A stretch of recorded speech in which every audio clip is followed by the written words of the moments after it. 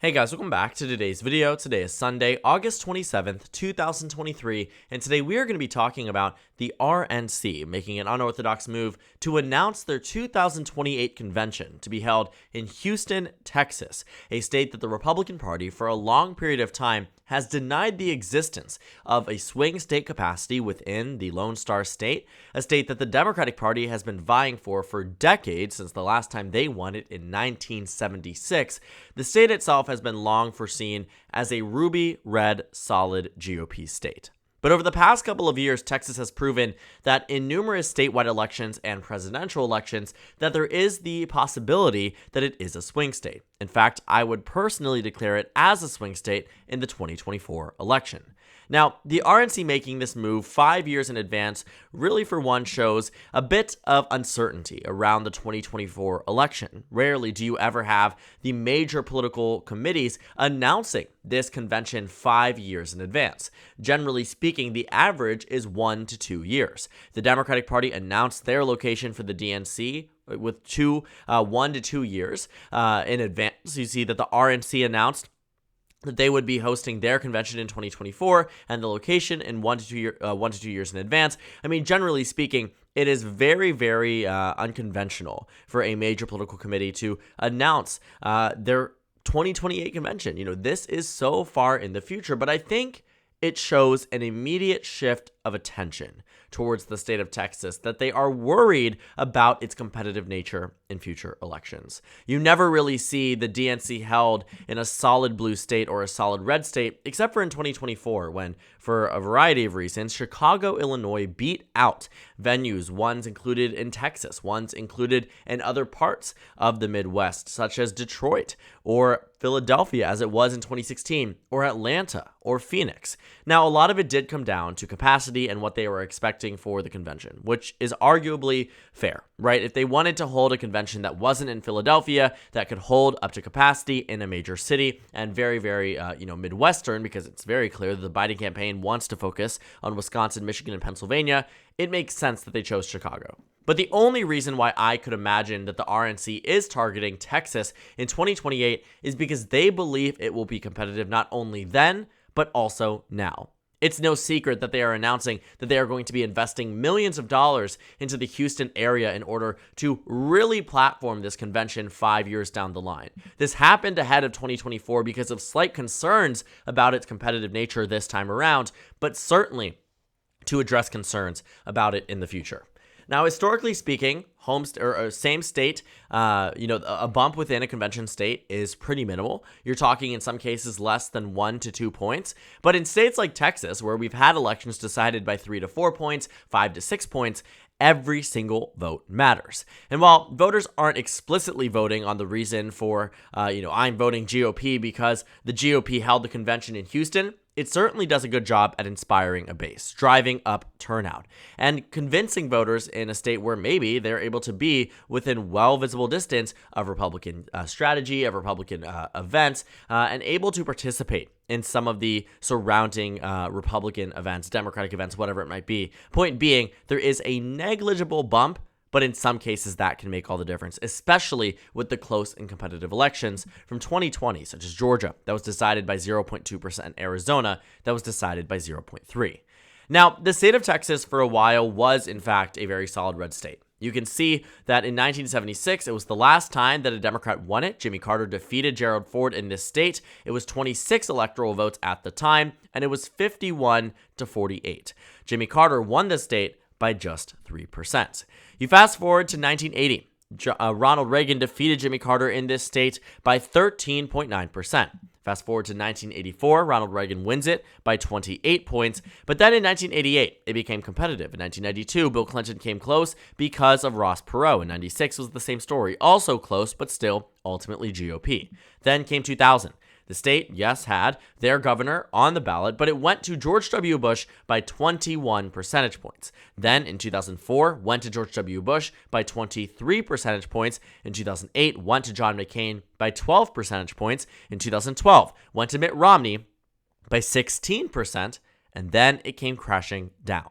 In 2016, for the first time since the 90s, Texas was within single digits. Coincidentally, it was Clinton to Clinton. Then in 2020, Joe Biden narrowed it down to 5.6% across the state, and on average, we've seen a trend from 2012 to 2016 to 2020 of a shift of 5.1%. Should this hold through in 2024, Texas should be decided by less than 1 point, which is why the RNC seems to be scrambling about the future of Texas, because the Democratic Party has been spending, again, decades on this target within this state. We can see in 2018 it paid off and got them very, very close to winning in the Senate race in Texas. Ted Cruz won by just 2.6% in the 2018 midterm elections, and that was a warning sign. It really scared Republicans in this state to a point where they were worried about the future. They were raising the alarm bell for the RNC for the Donald Trump campaign, and Donald Trump's campaign consistently wrote them off. And it wasn't just there. Also, in some major counties, for example, Dallas County. If we take a look at Texas in 2020, we can see, I'm not entirely sure where we can find the Dallas County GOP. I should be able to find it here, right here. Dallas, Texas, 31.7%. I'm sorry, by the way, if you're from Texas, I know you probably just got extremely upset with me. I don't know Texas geography as well as I should, but it's easy to point out when you're figuring out, okay, Dallas and a very large blue pocket here. But it's a 31.7% advantage for Joe Biden. In 2016, that was 26.1. In 2012, it was 15.5. So this county in specific has been driving up the Democratic Party's vote share in this state, driving up the electability for Democrats across the state of Texas. 15.5% to 26% to 31%. It was a very, very significant increase, and one that the county Republican Party refuses to recognize. They're saying, we're not in a swing state. We're not going blue. They're talking about this in the context of the 2020 election, and they were right. Texas did not go blue, but it certainly was a swing state. In fact, the GOP might be appalled to realize that Texas was less red than Minnesota was blue, that Texas was less red than New Hampshire, Colorado, New Mexico, Virginia, Nebraska's 2nd District was blue, and that Texas, in fact, voted to the left of battleground states such as Ohio, battleground states such as Iowa, states that Barack Obama won in the 2012 election. I tell you this to say, the RNC was deluded at this point in time, ignoring the reality, and Democrats were funneling tens of millions of dollars to set up the ground game and strategy to win in future elections. And based off where we are right now, Texas is absolutely in play. I think the GOP still has the upper hand in 2024, but come 2028, I do not have an answer. And I think the inability to recognize how competitive Texas has become will be to the GOP's detriment, because they could have combated the Democratic Party's advancements here. They could have seen it coming, because Democrats have been very, very clear. They want a big prize, and Texas absolutely is the biggest of them all.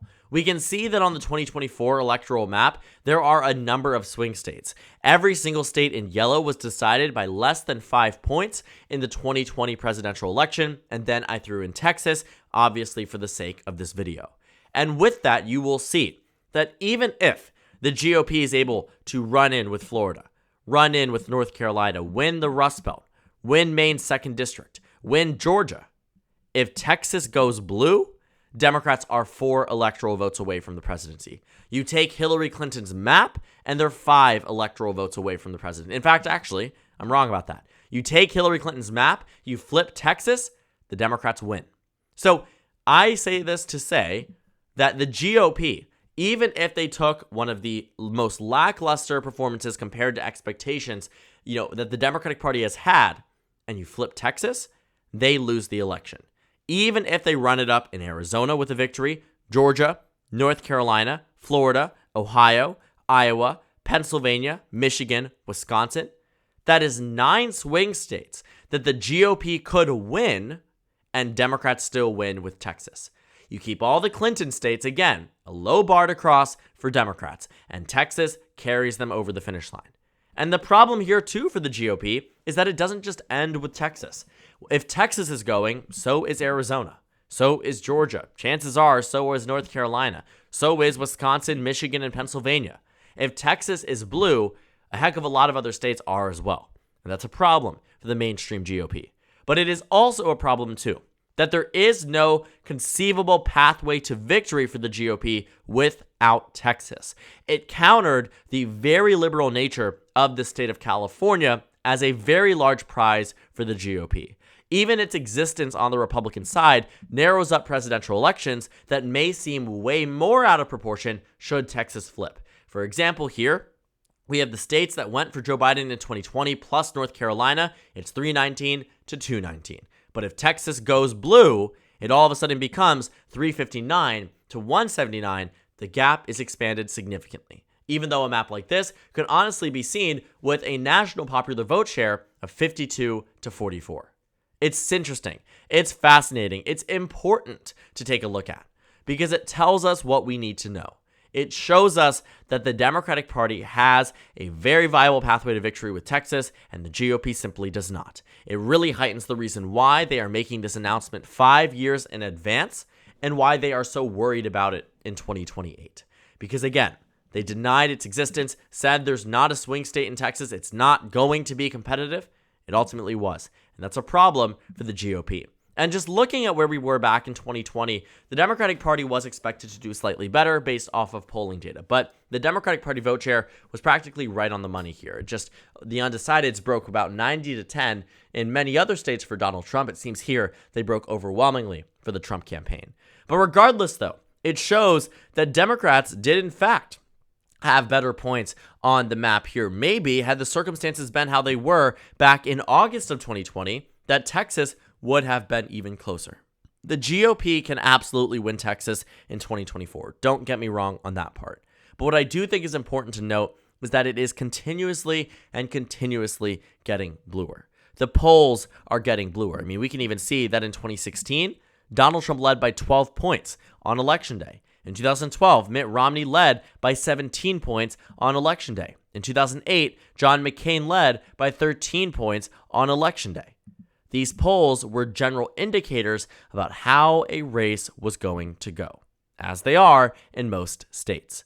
And if Texas was the narrowest in polling it has ever been, only time will tell what we can expect in future elections. There is a very real possibility that by the end of the decade, Democrats do in fact win Texas. It's something that I've thought about and said, you know what? At that point, the GOP is going to have to completely rework their strategy. But as of right now, there is still that very, very good chance. And it also doesn't help that Democrats and Republicans are fighting in Texas in 2024.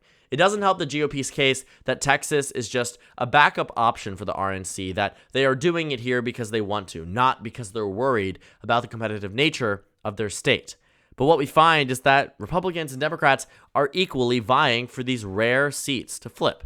The Senate seat with Senator Ted Cruz, numerous House races, and a bunch of other races that matter to the statewide Republican Party. They had a good election showing in 2022 with Greg Abbott, but it happened to be his closest election possible in what was meant to be a red wave year. Greg Abbott won by 11 points, but in a blue wave year in 2018, he won, and we can see here on the past election results, he won that race by 13.3. In 2014, Greg Abbott won by 20.4.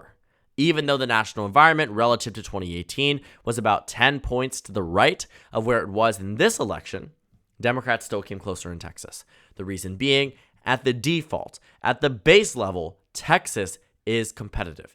It's getting bluer and bluer and bluer. And although the right Republican would be able to win pretty handedly the same way Greg Abbott did, even though it was closer than it had been in years past, where we are today with the present-day Trump-era GOP, it is very difficult to see how Texas becomes a state that is very solidly Republican as it once was. So where we are right now, Texas is competitive. The RNC reveals its hand here that they are making a major play for it in 2028, which also tells us that they know something, and they are worried about the Democratic Party's chances in the Lone Star State.